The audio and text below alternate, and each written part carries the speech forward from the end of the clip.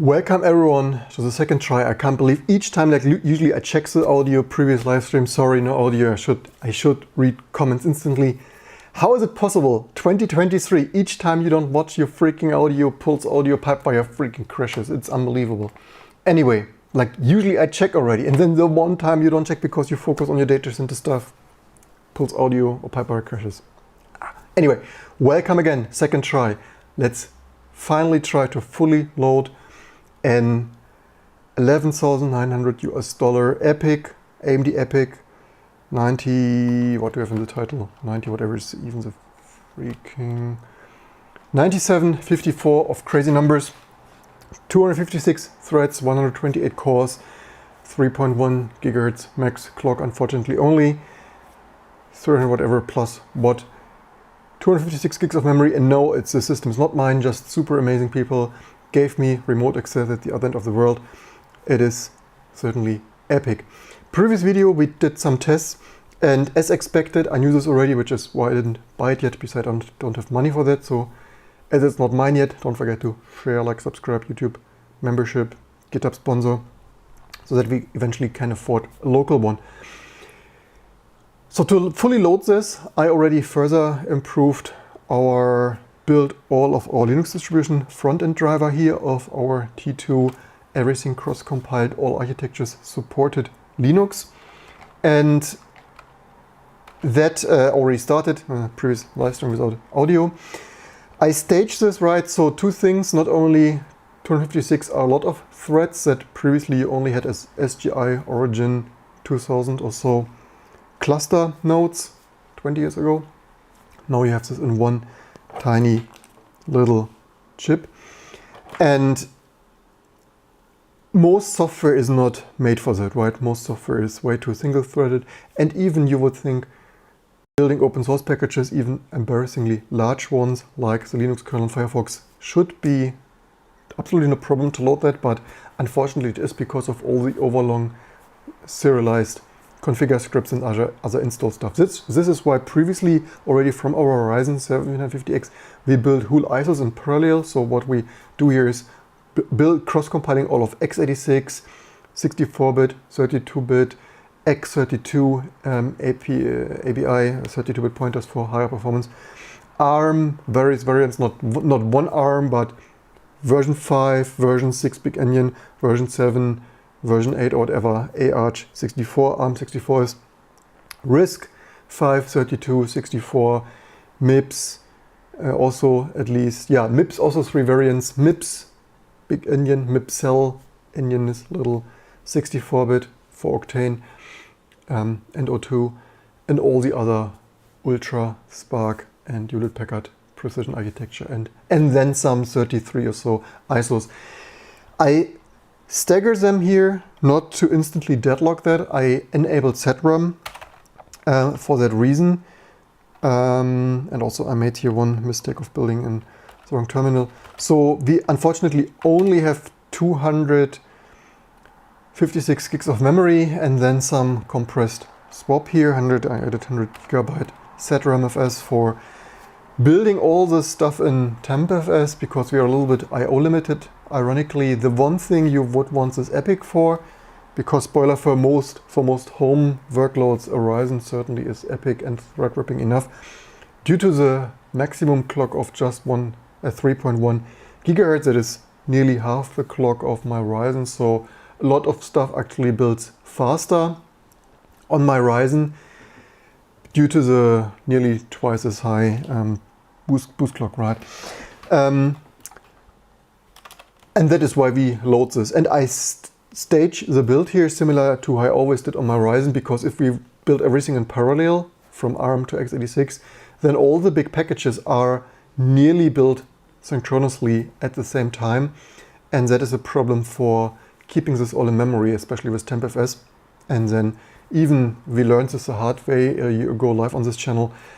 You still deadlock the Linux kernel if you with overcommitted memory. Overcommitting meaning stuff allocates memory, but the kernel doesn't use it instantly and only maps it later on demand.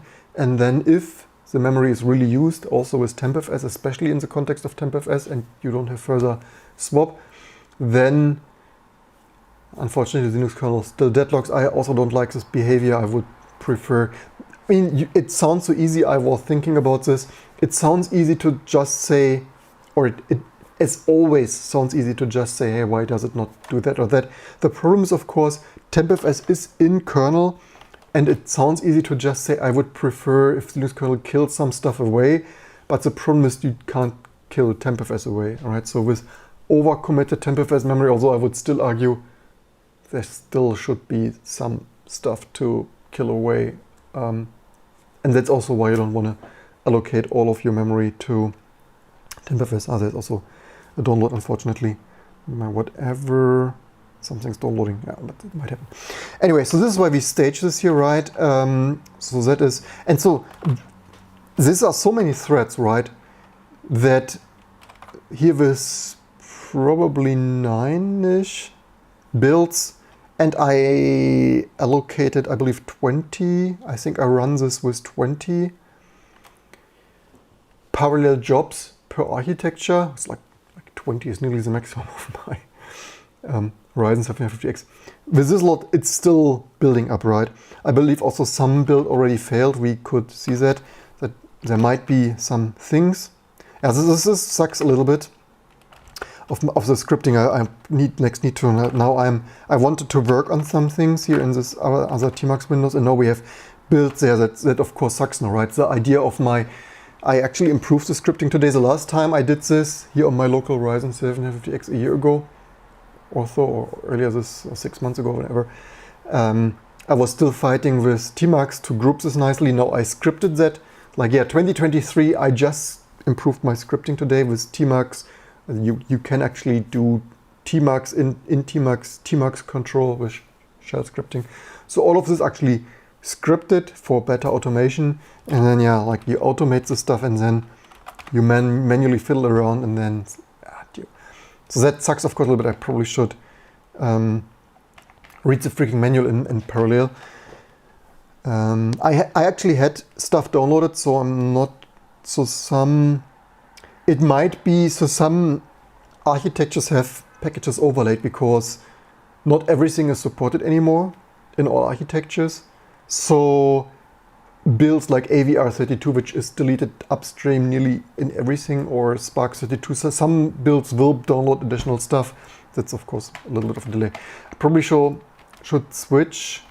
So the question is, theoretically I have some things to do. Here, so that's my local Ryzen. Theoretically we should continue, or could continue to work on some stuff. So also, obviously normally you don't watch this, right? I do this for the YouTube views and build an audience and entertain you. Theoretically I have some things to finish. I fixed NVMe, libnvme, which it's like didn't cross-compile properly, and it was, I fixed this last night. This was like the thing like do what they're thinking. They literally install a wrong symlink, absolute path symlink, because they YOLO'd the stuff manually. I could run here basically every day 2023, and every other open source package I package and look at and maintain, it breaks. Like my previous joking, Ryzen 7950X, faster to build errors. No, Epyc, I forget these numbers, Epyc 9754, 256 threads, even faster to build errors. Actually, I wanted to look actually something, I believe something already broke there. So yeah, normally we would not, I mean, the good thing is actually I could work on stuff in parallel. The only thing is we now have some, also what is our load? It's like we run all the stuff in parallel, which it's like, why is this load not yet higher? So much single thread configure stuff, right? This is why we scale that here to build more stuff in parallel. Maybe leave in the comments, do you want to see me work on stuff? So I fixed NVMe. Actually, theoretically, I should also check my to-do. Do I have here NVMe ID? This. So did I fully, so I scripted that. I guess we can delete that. Do I have here key utils? Apparently not. Okay. theoretically, but that is a longer thing. I still have to work on Spark version 9.64 support, previous video, to have a chance to build Firefox on Spark 64 or 32-bit default user space. Okay, we could check, I believe. So yeah, this. Let's maybe check here what's our. Yeah, we have some load. Not so 21 megabyte. Not really sure what writes so much data there.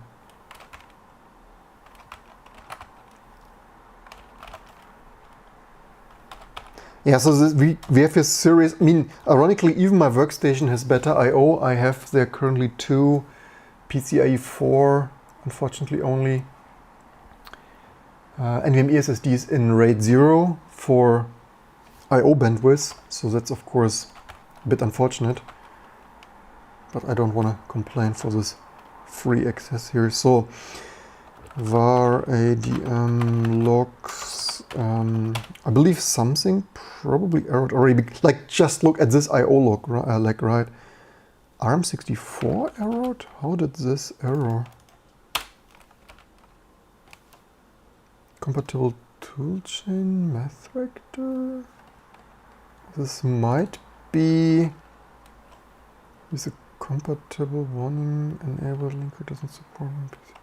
Okay, that might be a new, and that's what we are here for, right? Like, we do not just do that to have fun or waste electrons. We also are here to discover build errors faster. So this bootstrap, so glibc, we only need the headers.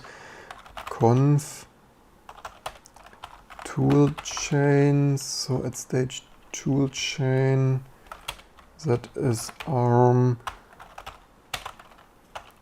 var append conf opt.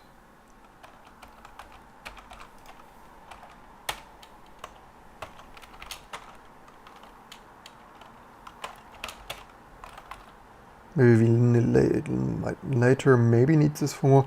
Now the I/O lag is serious. I'm actually not really sure why. I mean, some stuff obviously installs something. Did we? So the I/O log is strange, but I'm not sure if that just runs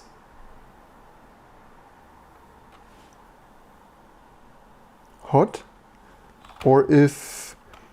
I mean, whatever is going on, maybe I'm changing it on an Ubuntu system, and certainly that is not a enterprise grade, embarrassing, probably already optimized Linux distribution like T2. You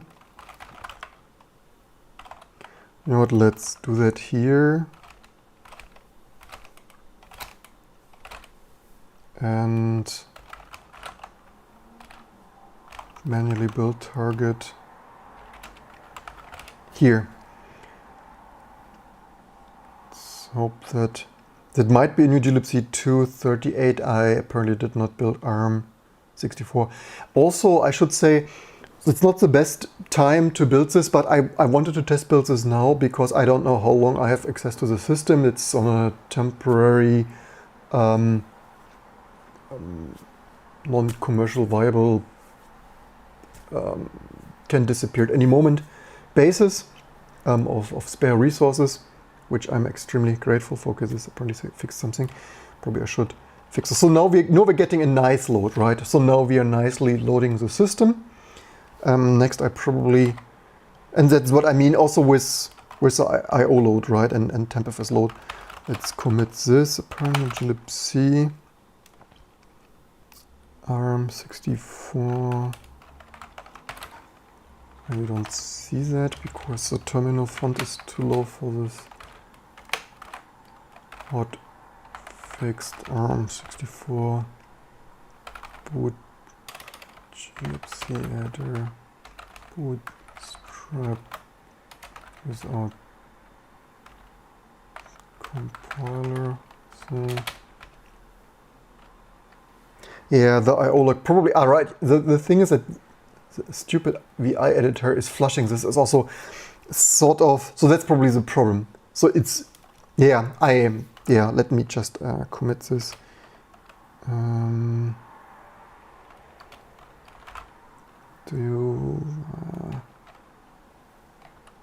That is not ideal.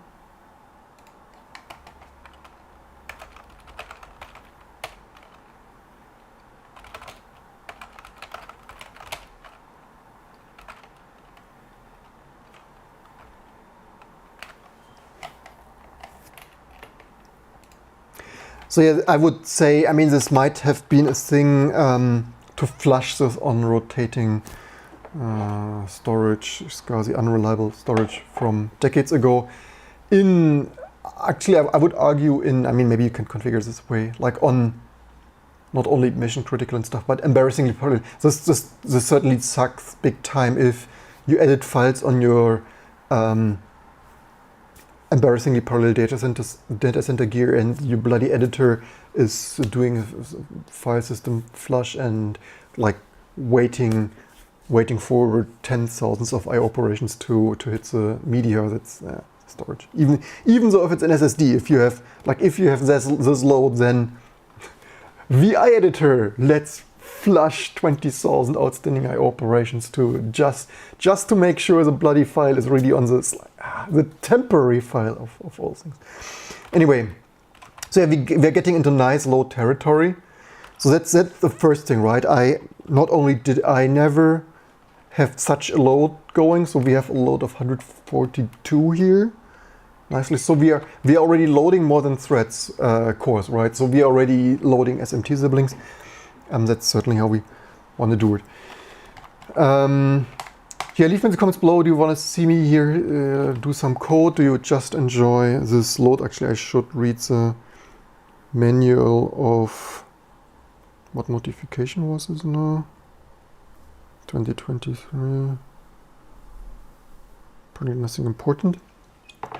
Do you want to see me do some code? The Spark thing, I mean, probably was it the only build error? It would make sense to debug, for my concentration and your entertainment, it would make sense to debug. Okay, we currently have no build error, yay. It would make most sense to debug things as they occur in this build, otherwise I also can't. For the Spark 64 stuff, I probably need more concentration. I can multitask so much, but there's also a limit of how much. Next, let's Google. So hey, 158, a load of like 2023. A load of 158 is still not fully loaded. We will have some more builds soon. Let me quickly tmux. How's this called? Is it a pane move pane? Here, tmux move pane. Break the pane out via break pane. This is bound to prefix dash. Okay, let's see if we can do that. And then move tmux pane from one window to another. More pro tips, you heard it here first. Execute this in tmux command line join pane tint, where int is index of the window. Breakout. Okay, did we just... So we need that pane, right? So they say... This is prefix that. Okay. And then... how to execute tmux command join. How is this by default join pane? Optionally specify -h-v explicitly tmux attached to the current pane as horizontal, or how do... This is probably not that, or? No, okay, let's first read more manual. Tmux execute command. Code in... No, I want...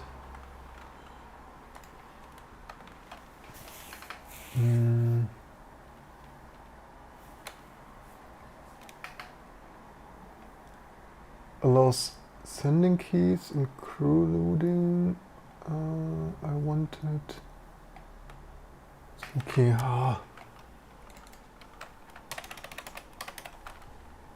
tmux run, what was it, join,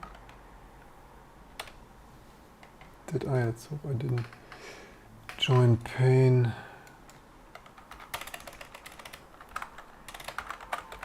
surely have done that.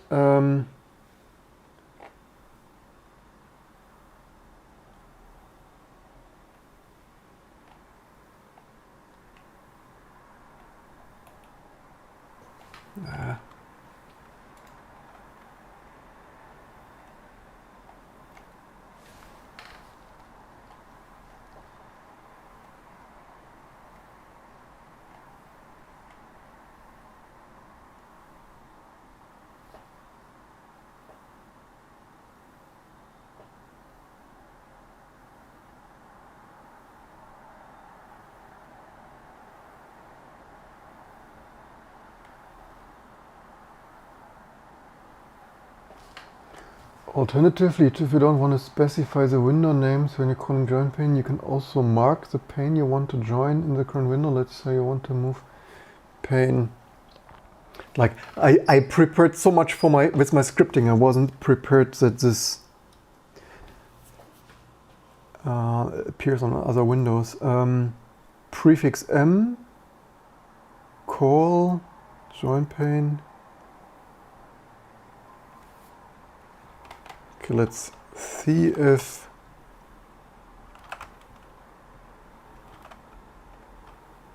so mark is prefix m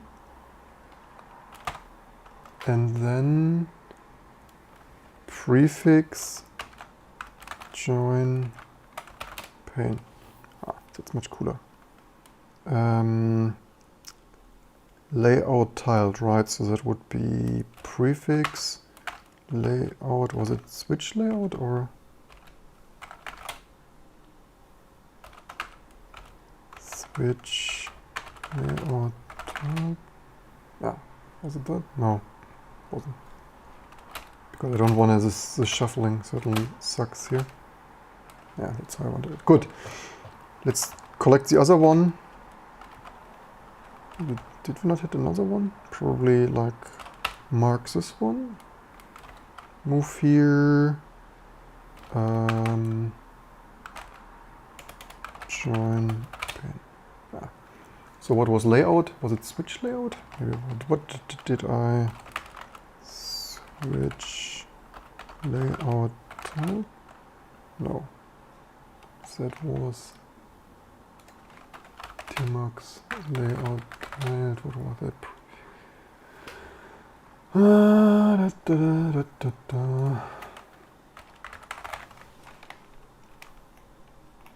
New layout. Select layout. Of course. No, it did this already.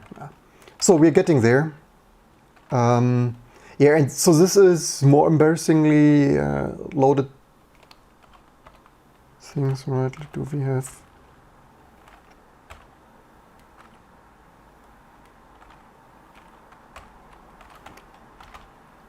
So these are just times where we mostly have configure scripts running, right? We can double check that. Quite some, but yeah, I guess you get the idea. Good, we learned some stuff. The thing is, of course, so many things. So select layout, yeah, select switch, yeah. Good, we learned some stuff. I hope I remember those.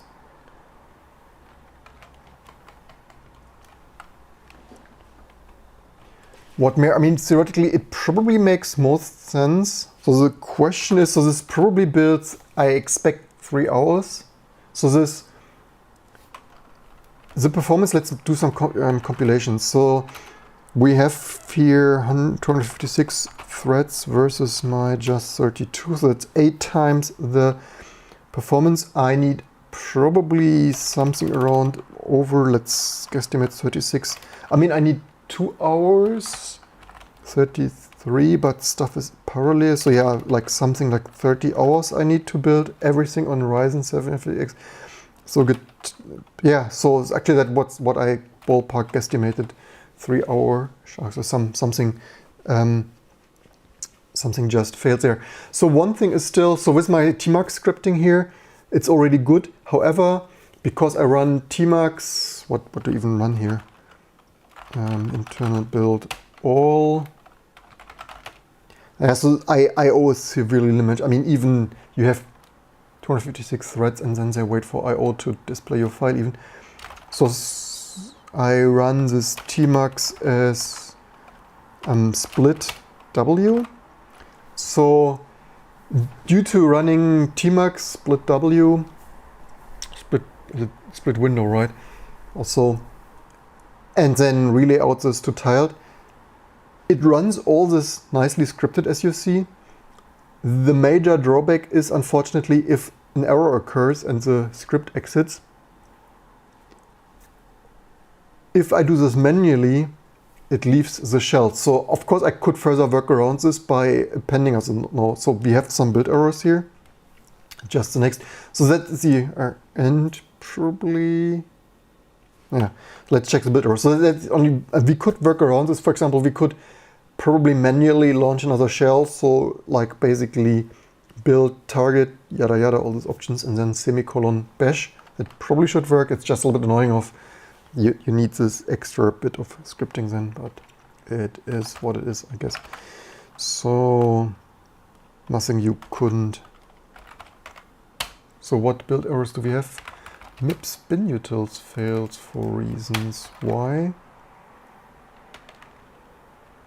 Undefined reference to gold stuff? That's not ideal. So that is...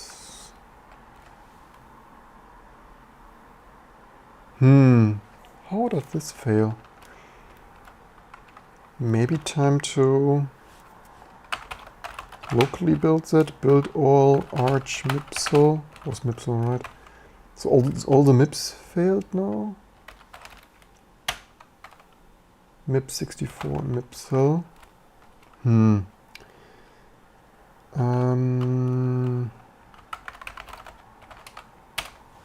Should this be enough?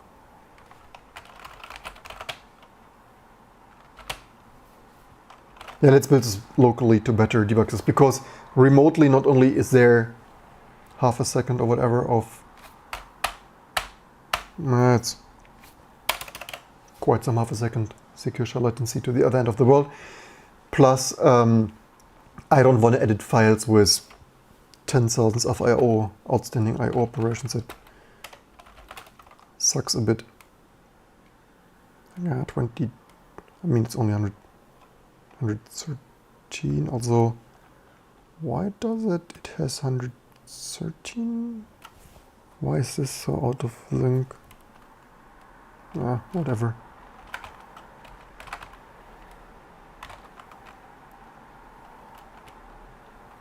Good, we have a second there.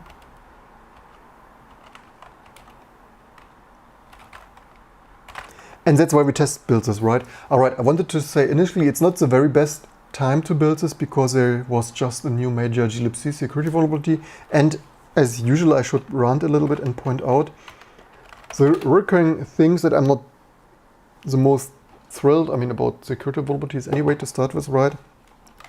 But also the handling of it, right? Recurring theme 2023, people still do really crappy security. Like, why is the GNU Free Software Foundation, Linux Foundation, why are they not handling that better, more professionally? Because do you see here on, like, I know there was a severe major, like, do you know, breaking news, probably, should I subscribe? I should probably, I said, actually, it was my New Year resolution.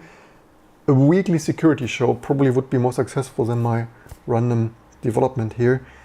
Actually, I thought New Year resolution 9 months ago, one weekly security live stream, but with all the developments and fixes, I'm just busy, right? But probably I should not find excuses and take 2 hours, like 1 hour preparation and surrounding stuff, and 1 hour. Leave in the comments below. Weekly security debriefing, IT security news.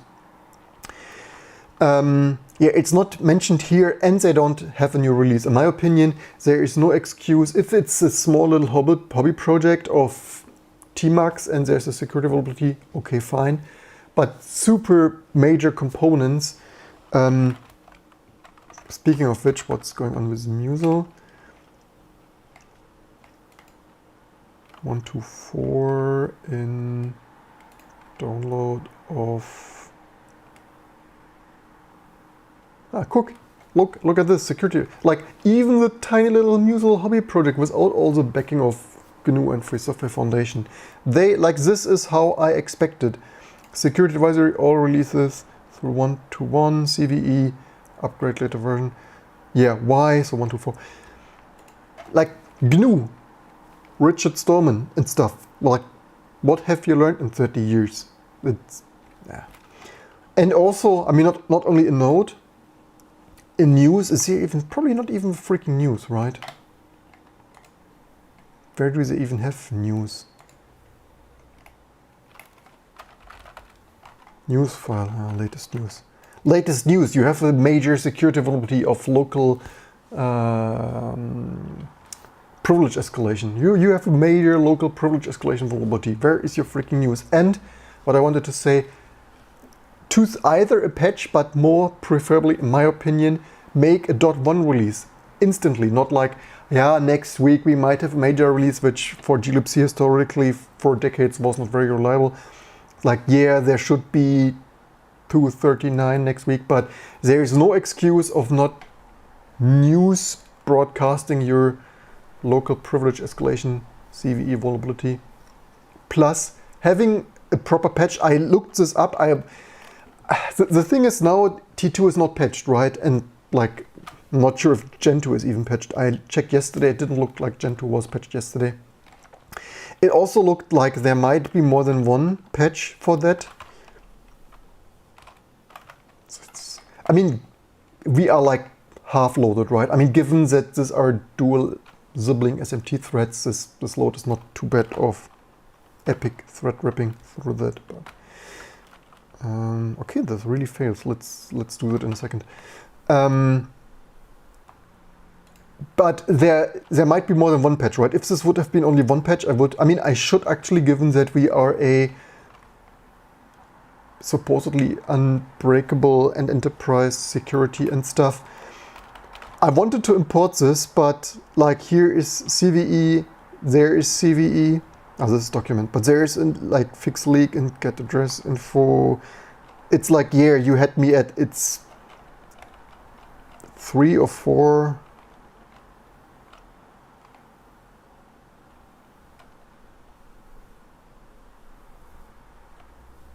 One, 2, 3, 4.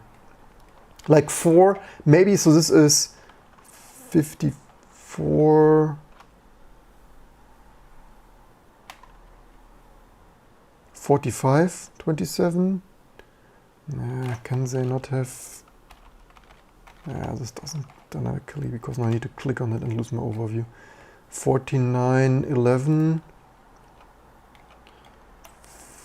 49, so document this and this is not even, this is even another.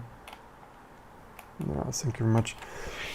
So it looks like we need to pull at least 4 patches, and then if we are unlucky, they might not even apply cleanly.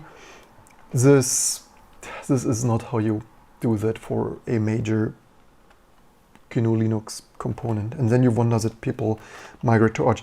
So this looks like LTO. Maybe. Yeah. What did I build? MIPS hole.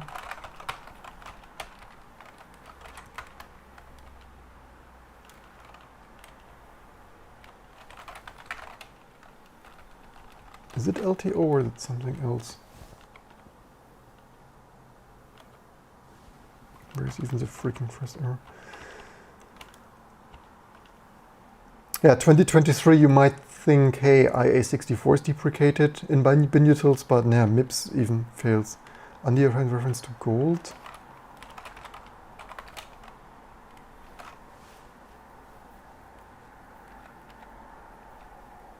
I would have the impression that gold previously did build. Why does this?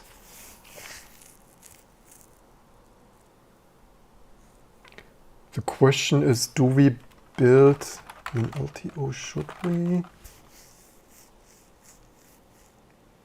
Do we add LTO in stage 0? Maybe not.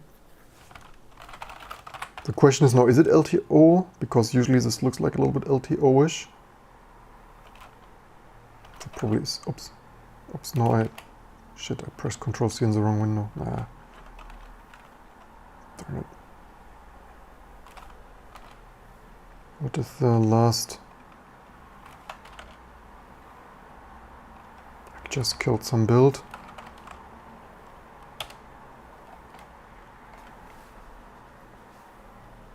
And maybe module 68K, not sure.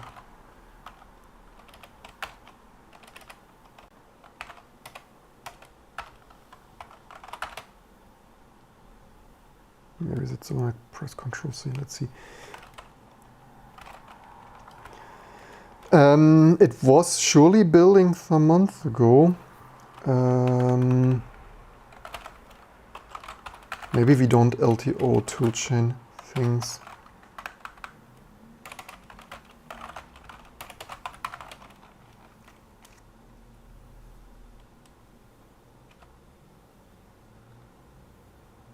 Clang, do we?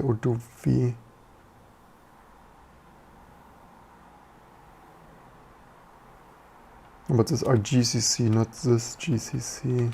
So it should not be LTO. Oh, this also fails to apply.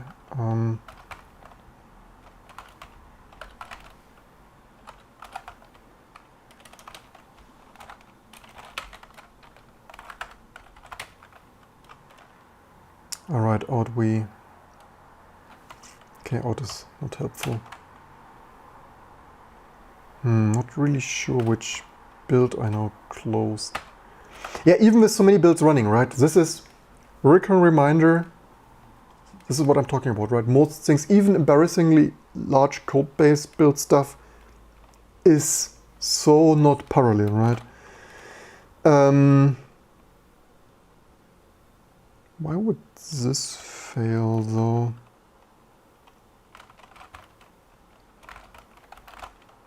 Do we have here some overlay, or why does this?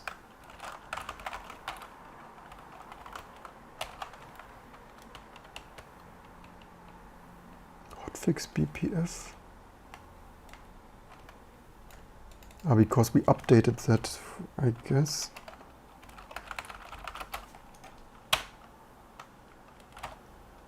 All right, maybe we updated. Probably we updated that for some reason. Maybe that's all. Yeah, that's the stuff we build here daily. We embarrassingly thread wrap daily, and then only if you finally want to release your new Linux distribution, then you find this stuff. The sad thing is we will have to rebuild everything again due to the glibc covfefe here, right? So that sucks a bit. But anyway, we can already pre-test everything, like just one Epyc 9754. Yeah, you test all, and that's also why we cross-compile this, right? People are asking me about Debian builds RISC-V with 12 or so unmatched RISC-V boards. Why do we cross-compile this? This is why. It only needs, you don't need a whole machine room full of slow equipment. No, you only need one Ryzen 7950X or Epyc 9754, and you can cross-compile everything, right? Even if you don't have the hardware, because I still don't have Alpha or Itanium, and yet it builds and works. Okay, motor 68K we will see in a second. By the way, did we swap already anything? Did surprisingly not yet swap anything. 0 bytes swapped. Probably we need more pixels, right?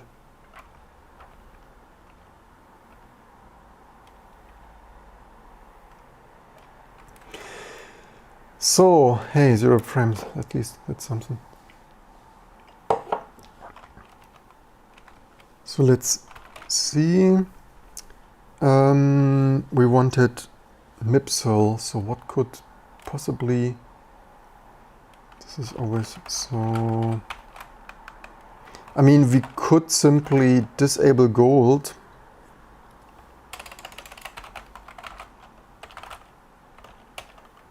I mean, for a test anyway.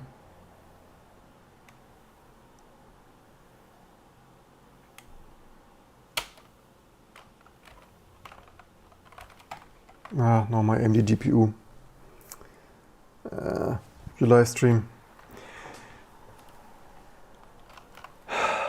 When will AMD ever fix this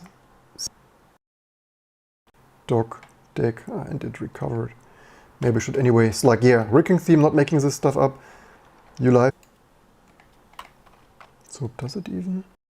Totally, yeah, dongle live. What should I? So I said it before. I had hoped. I spent $99 for a outstanding quality firmware updated Steam Deck thing. Steam Dock, by the way, do they have a Steam Dock firmware? When I purchased it new quite a while ago, they had a firmware update, updated dock firmware, but that I think there was only one firmware update.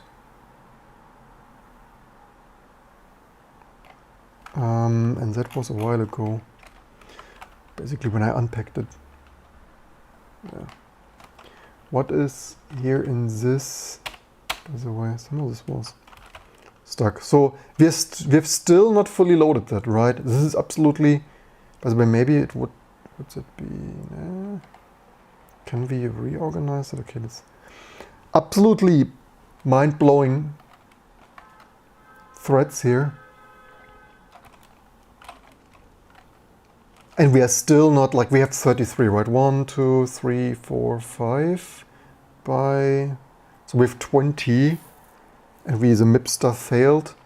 So we are still building upload, right? This is threads until there is no tomorrow. So what do we do here though?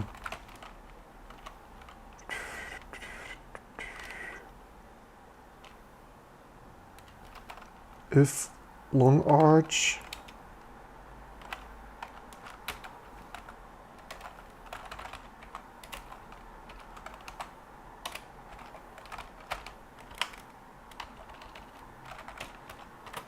I guess long arch or MIPS or that.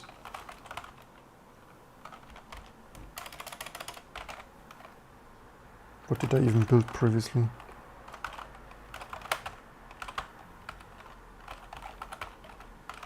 No, I'm not sure what I built. MIPS.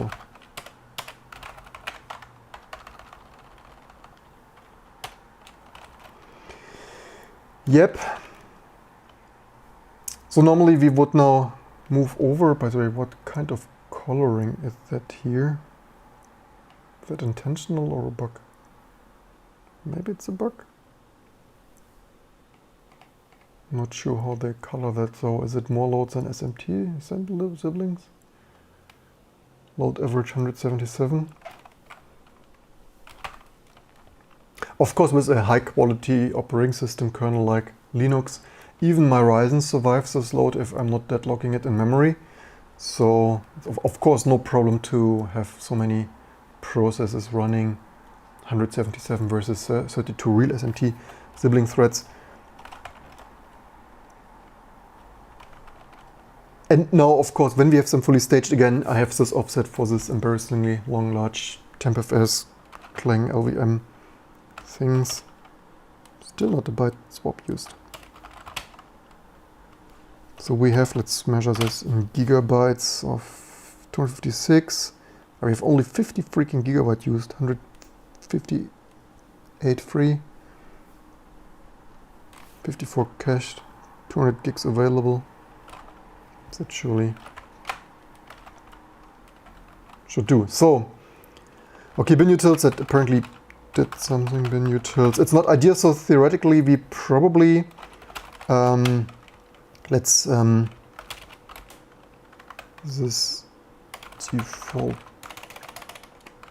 T2 assertions. By the way, do we not have comments today for this embarrassingly parallel thread? Nobody, everyone in shock of so many threads, blinded by this performance, of this epic thread ripping performance, default T2 assertions, and log quirks. So I think I would also next, because the thing is, if we YOLO stuff off because Nea fails to build with better things to do, MIPS not primary release architecture to really build it.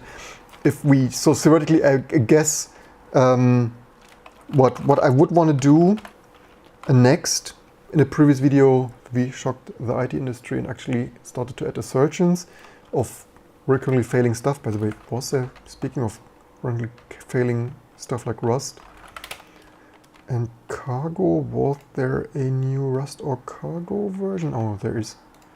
Okay,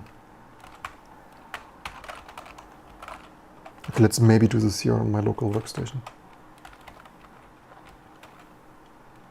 So what I would want to do here is log this quirk, right? So this would be and something of call quirk or something. We would need to find a hotfix, like one hotfix goal disabled for this arch, or actually disabled for arch, then something of that sort, but that would be for another day.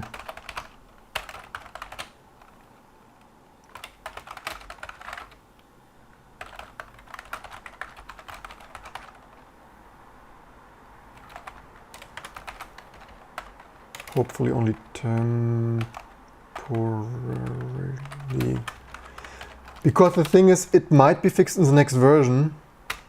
And if we don't have such logging, then even I need a reminder, right? If I build this stuff here, especially embarrassingly parallel, then you build it and build it for years to come, and only if some user, some developer, ourselves, stumbles about why I want to use that, what performance, and so on, like years later, like why was this disabled for years and nobody ever noticed, right? This would be like something like this link time optimization disabled for this package of something of that sort. Actually, we could, let's maybe use the, you know, we could actually instantly do that. No, that's a win-win, right? Not only wasting electrons and watching pretty CPU graphs and stuff, which, by the way, this is much more useful, like testing all of, like previous video, right? Linus Torvalds cannot test his Linux kernel because he doesn't have cross-compile set up, and like one German YouTuber in his basement, it's like builds all of that. So now we have Marx's, right? And then what was it? Merge. Do we have complete here? Merge pane? Was it merge pane? No. Join pane? Join pane. Maybe it was join pane. No, I didn't.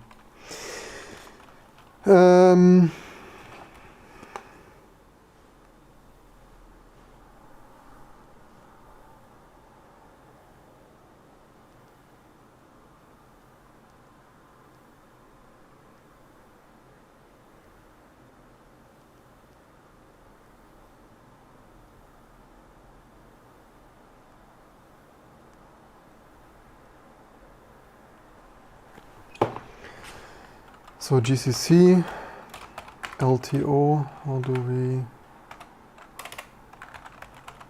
warn? Echo warning here.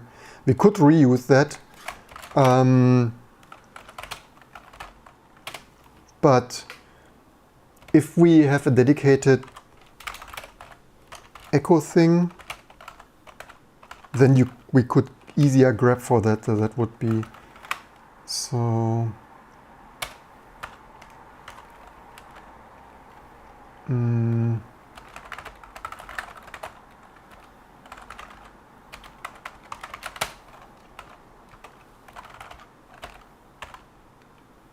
was 0 utils.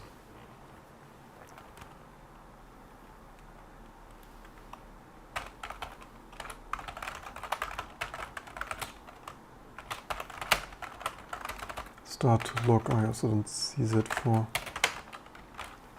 log warning utils gold disabled.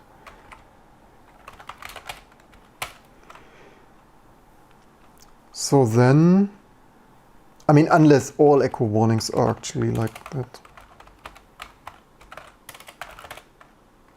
No, not too many warnings there. I mean, maybe warning is enough. So then we have stuff building and split that further.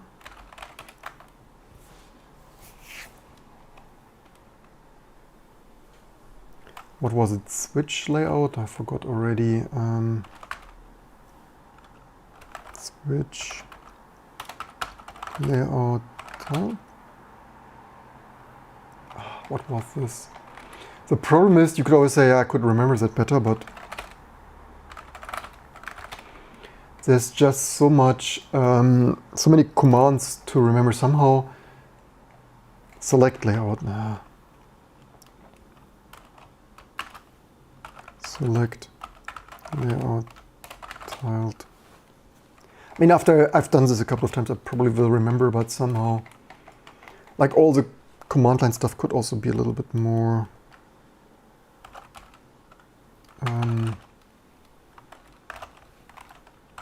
uniform.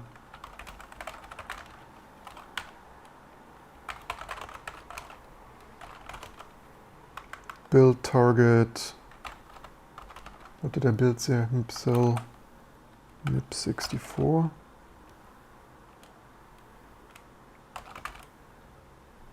What was it? Select?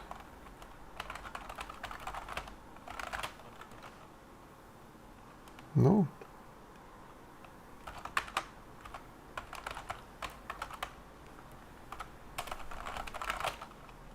Maybe I had to typo there. Yeah, so some, but even all those builds, right? Because recurring theme, because they are so embarrassingly at times single-threaded, and this configure stuff could easily be, like most of the configure stuff could easily be, like if we would not have 24 sucking configure systems, could check so much in parallel, but it doesn't, so that's, yeah. All right, Rust, we wanted to. More win-wins of updating Rust. Update Rust C1, what was it, 63.0? No, 73.0. Probably some cargo too.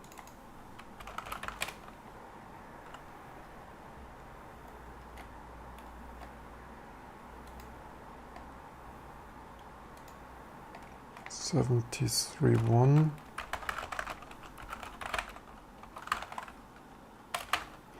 Recurring reminder that this is really stupid because internally the version number is cargo 173 or whatever. I still fail to understand why this needs to be 0 when it's 1.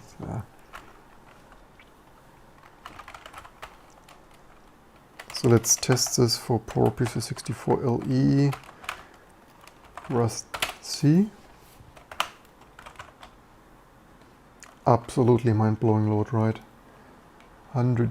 And it's still with all the staged stuff, staggered stuff, running only 100. It's just 446. It was 157, I believe.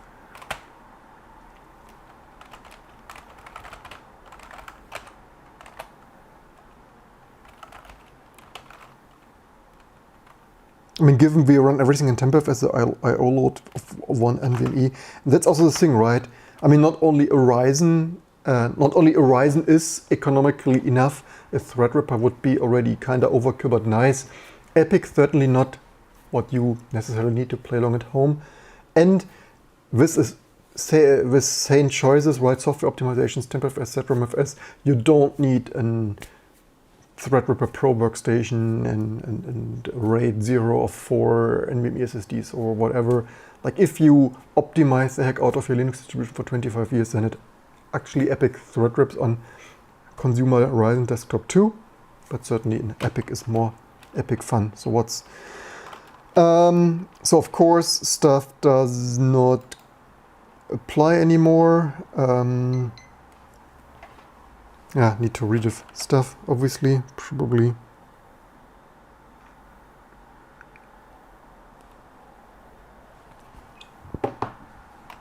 Let's rediff it. Let's not only watch CPU bar graphs, let's rediff Rust.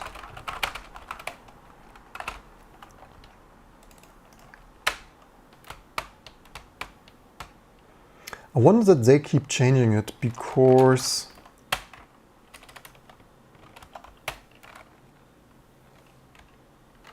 so what did we want to change here? Version 8 and MV8 plus. Did I fix file?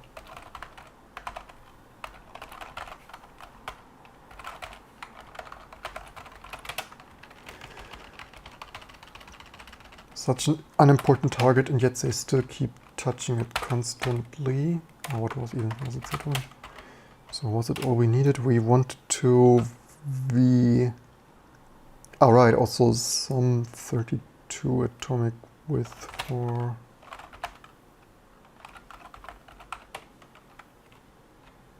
pointer. Maybe they changed the atomic width of this to 32? Maybe that's why it's not applying anymore?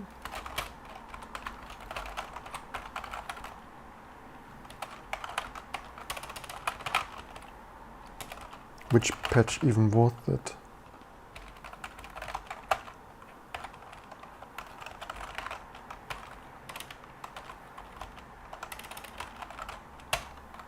Did I not build that? Did I build?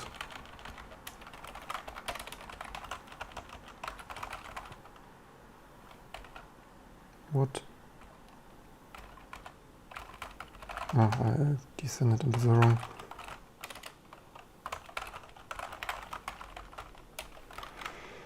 So that was a hotfix pre-patch.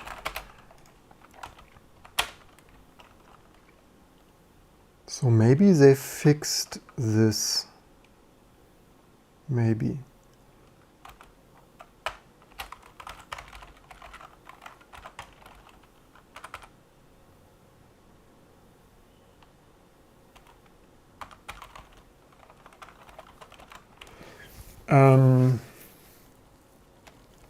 So this is 1, 2, 3, 4, 5, 6, 7. 2. Is this even 1, 2, 3, 4? Okay, let's see if this applies. I usually prefer that just to double check that nothing else was changed. It might look a little bit.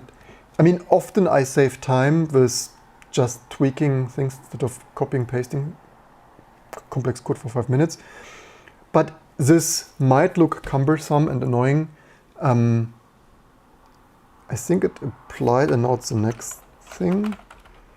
But what this allows me is to verify that really nothing else surrounding that's changed, right? So that's it's basically a double checking safeguard to not miss something.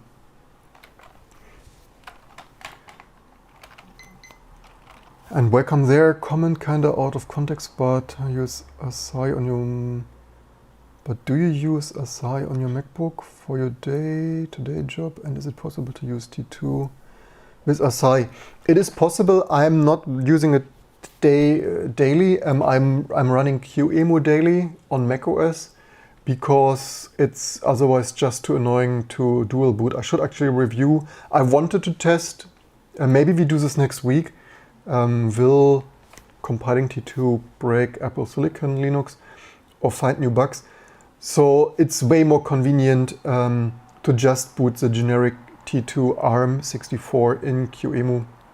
Then you don't need to fiddle with this, in my opinion, rather annoying boot switching stuff, especially, yeah, I need to basically, it boils down to I need to re-review the state of dual booting. That is it easier now. Like I can't each time 5 minutes fiddle around with boot priority switching, whatever disablement stuff.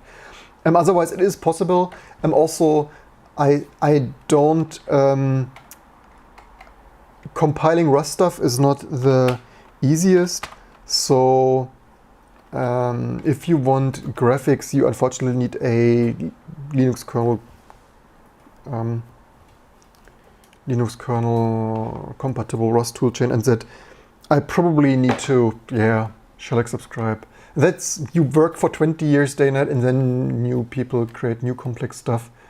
It is what it is. What was now the command here? But yeah, leave me if you use, basically RSI is just, I mean, it's just the kernel patches, right? The bootloader, like it's their tooling. It's not, it's just, I find this artificial group naming thing that sounds like a Linux distribution when it's this reverse engineering project thing.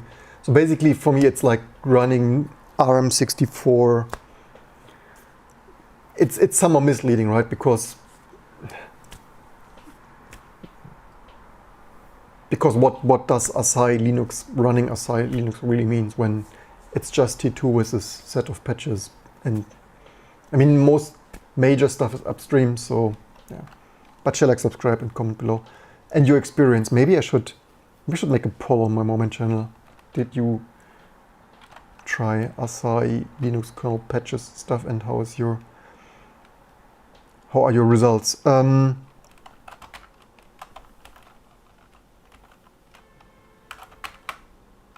Join pin. Apparently that worked. Select layout. I probably should bind that to some. Yeah, we're getting there. Of what? How many others? 1, 2, 3, 5. 1, 2, 3, 6. I think this is R31. Probably. But hey, good news is with all our daily work, most stuff builds, except some new updates. So what's going on here now? Patching, applying, build-ins. What the heck is that? Which applying? Okay, hotfix ARM Big Endian. Interesting. Okay, let's review if this is really upstream, if someone really further implemented, or did I not have? Oh, by the way. Interesting.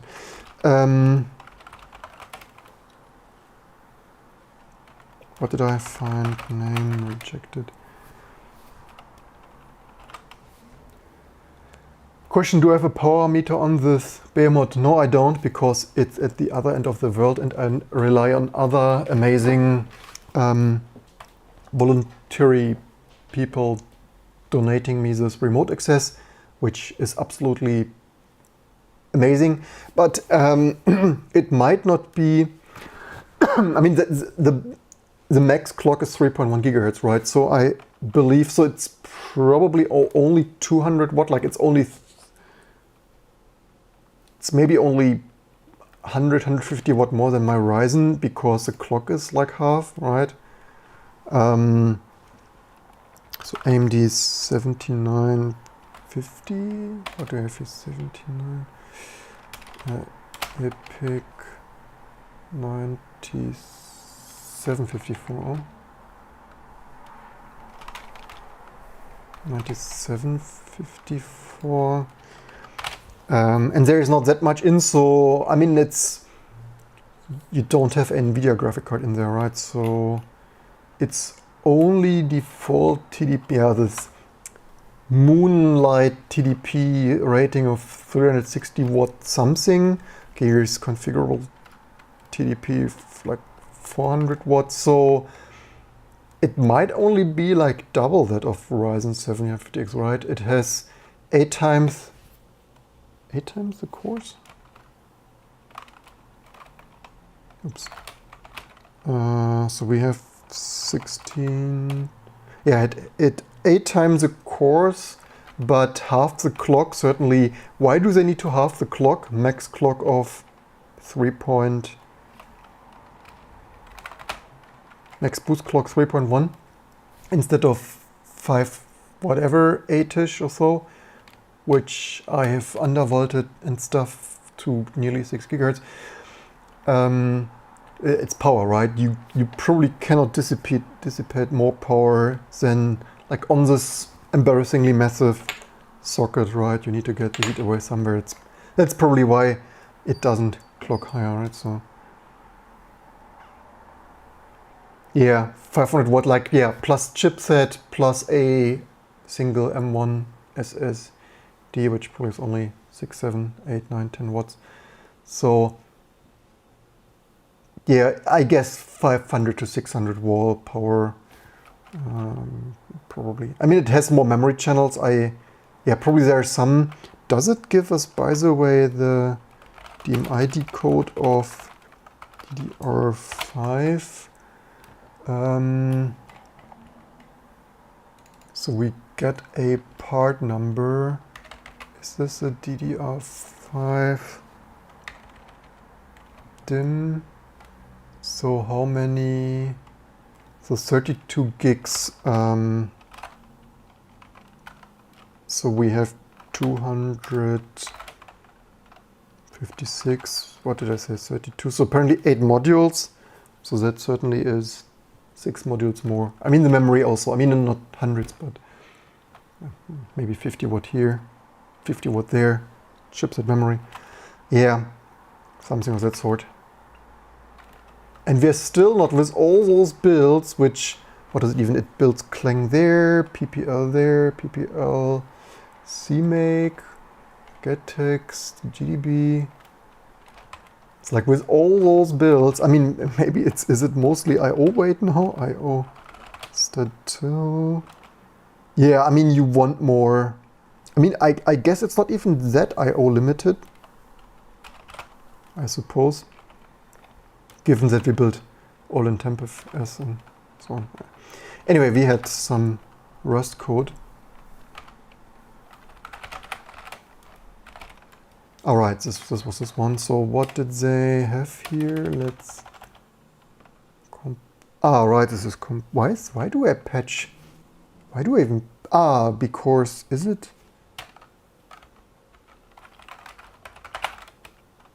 Interesting. That looks entirely. Why did I even patch that in? Did something source it? Don't even remember. Edit Rust ARM IB further automated Rust.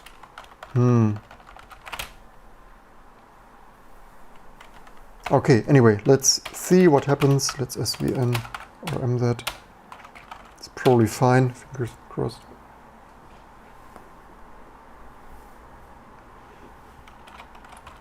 But you are here to see this embarrassingly massive thread ripping overload.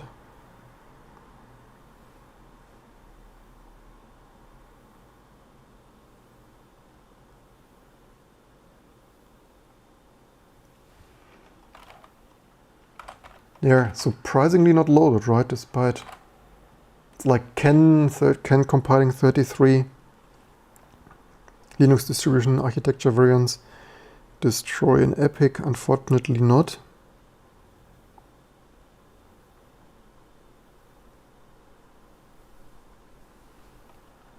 Now we have some more, so I guess some. Something else failed. Yay! Hotfix elf. Some stuff. Let me just message my family.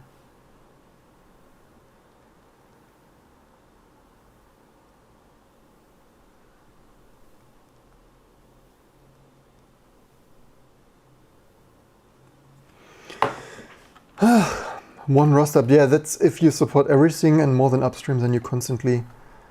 These are the most massively patched packages.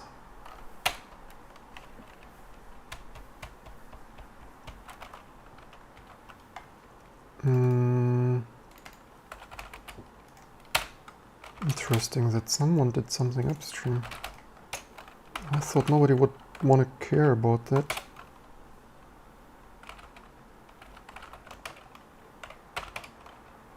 Ah, that's what to even.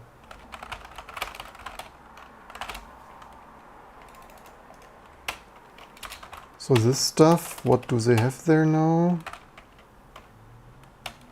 So this was eFlex Arch 032. What did they do there? Oh wow, they actually did that. Someone did that. I can't believe that.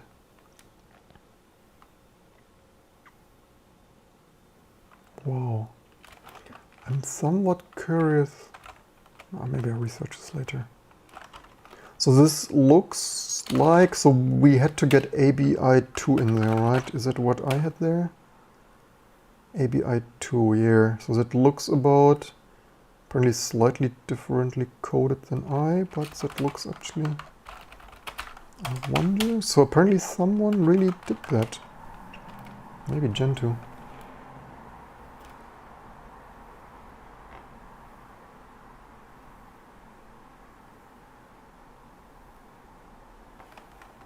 Ah, cool. Even more. What do we have now? Ah, this might be. This looks like the. I already know the patch name. That is LLVM. Hello? Ah. So, wow, that is a tiny load. Free. Most memory.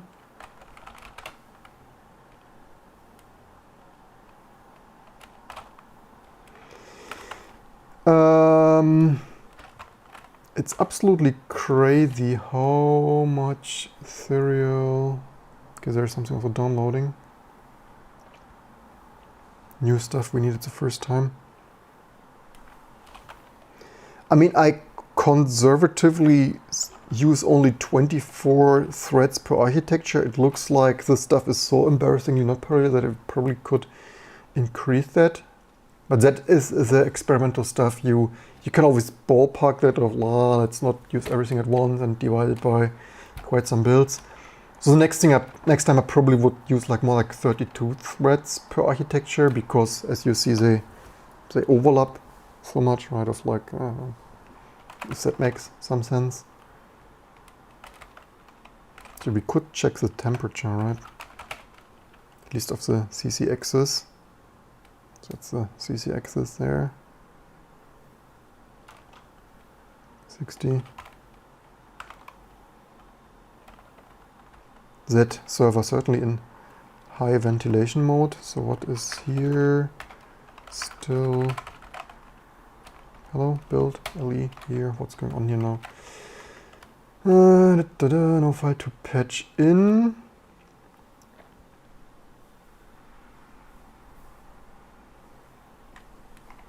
Where is even patch no complete? Applying here Spark objects. Okay, so this is the gazillion micro dependencies. This is also truly sucking.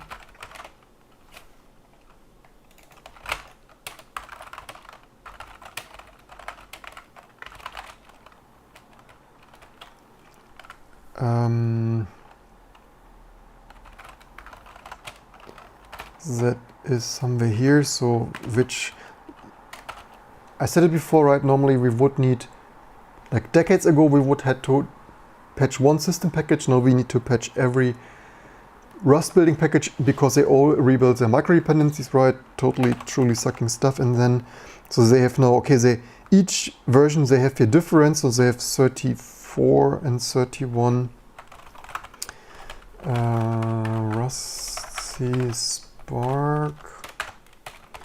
So object, so they have object and then 34.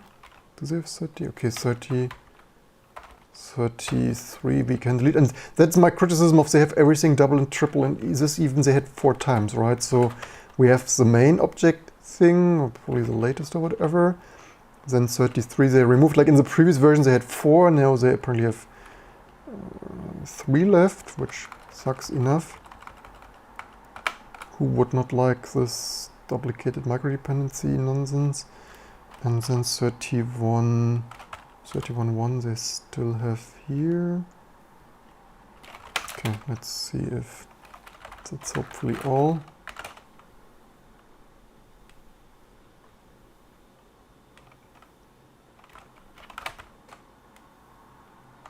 Yeah, we barely touched 256 threads, although we built that much stuff, right? Sure, if we would have built with power rate 256, but again, I didn't want to deadlock and oversaturate those cores because it only causes other inefficiencies.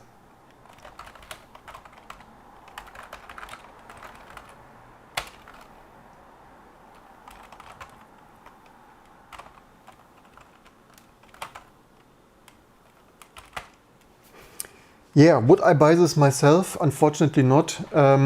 Already Ryzen is too overkill. I mean, unless we become the next big data center company, maybe we should work on that.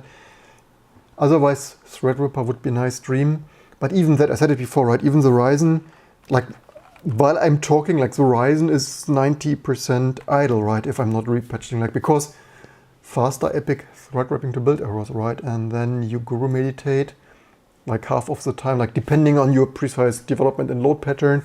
But especially if I entertain on YouTube and copy and paste some patches and here and there and something left and right, then there's always one more thing to edit. Why did this fail now? Ah, cool, this is missubstituted. Ugh. I hate when this happens.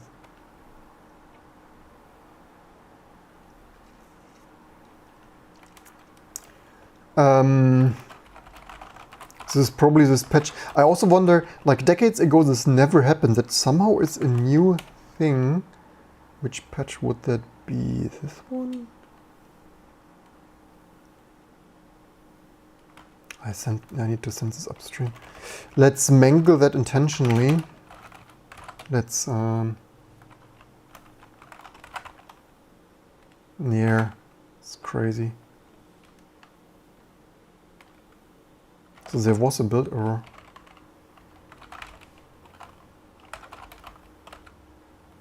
Where did I have that here?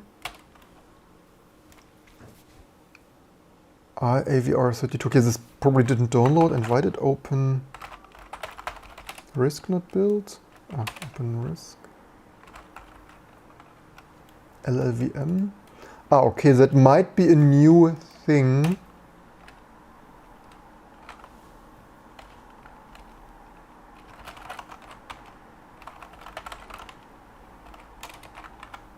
Or is it? Probably. What do I even edit here?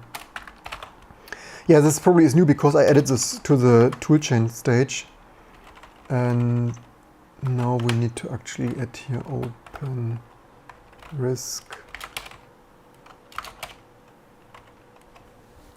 I mean, theoretically it would be not glibc. This VI flushing everything to disk sucks a little bit.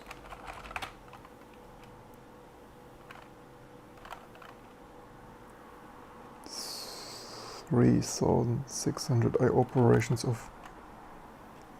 Thank you very much, VI.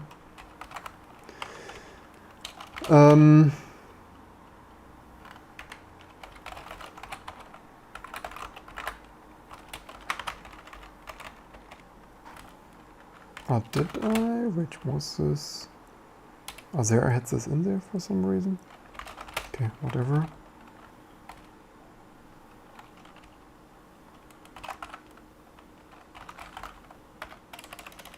This was open risk.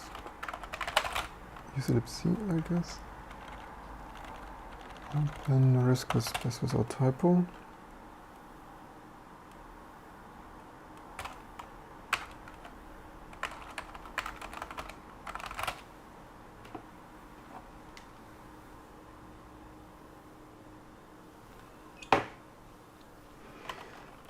Yep.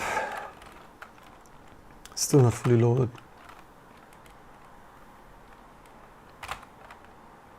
I mean, we could go through all. I mean, basically, yeah, now we also reconfigure. That certainly is not very thorough.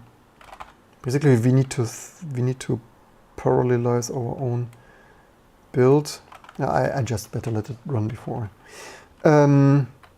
Wait, this somehow, why did this?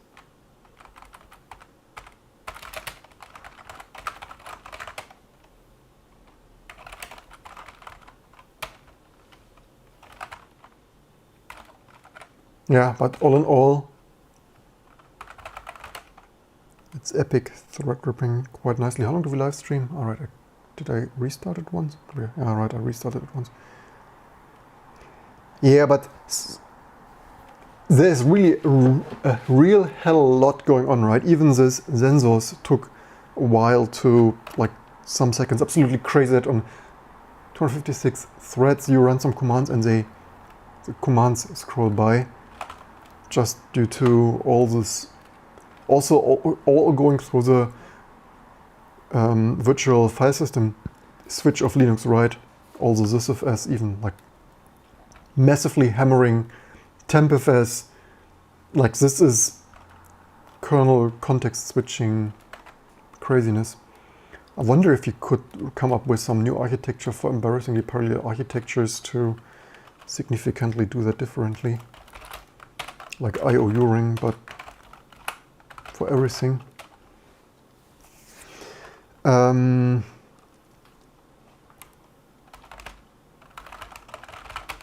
What did we want to patch?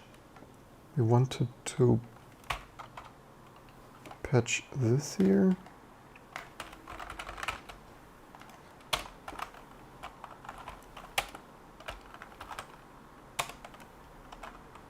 What did we even patch in there? Both.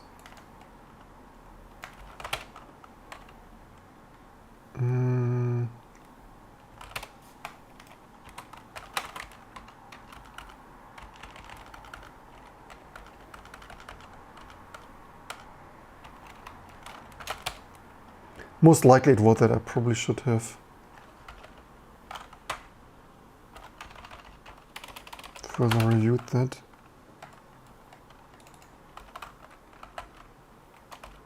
Did I fix file that? Okay, I did.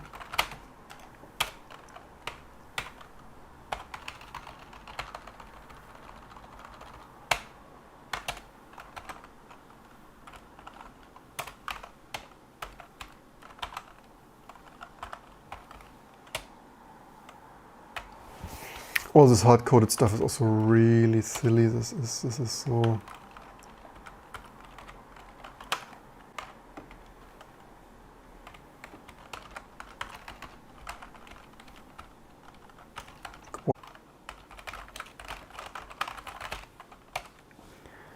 The question is, was it that? We will see in a second.